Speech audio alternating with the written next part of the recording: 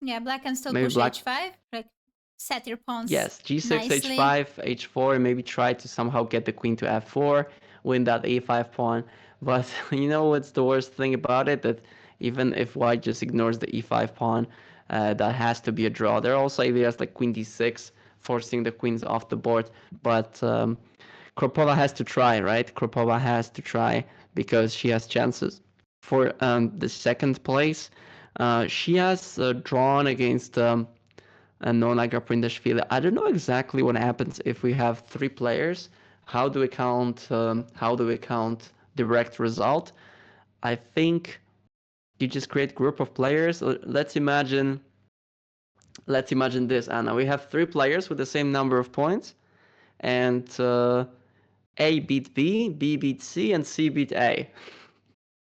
Yeah, and then I guess you have to consider something else.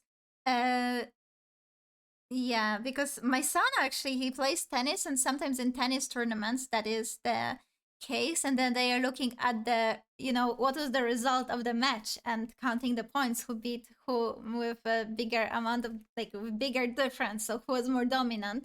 We all know that's Strutinskaya, but I don't think you can do that in a chess, right? There is no way of increasing the value of the win, like how dominant was this one game. So I guess it would simply be a tie, and the second tiebreaker would have to be considered, right?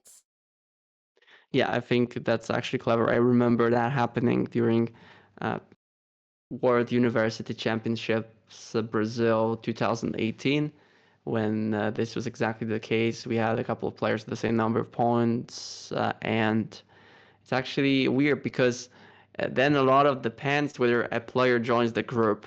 So I guess how it works is within the group, you everyone is assigned the number of pawns points that the player has gathered against others, and then you get sorted on that. And if it's equal, then you go to the tiebreaker two. That is how it works, I think. And we keep saying dominant Strutinskaya and dominant Arakamiya Grant. I would actually be happy to see both of them playing a game at the closing ceremony. That would be dominant versus dominant. I You don't should know arrange it, what Oscar. would be the outcome of that game. Maybe I don't know.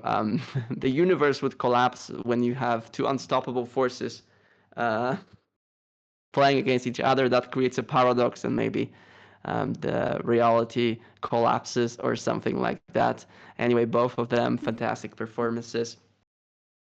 Huge congratulations to Galina and legendary Ketvan Arakamiya Grant.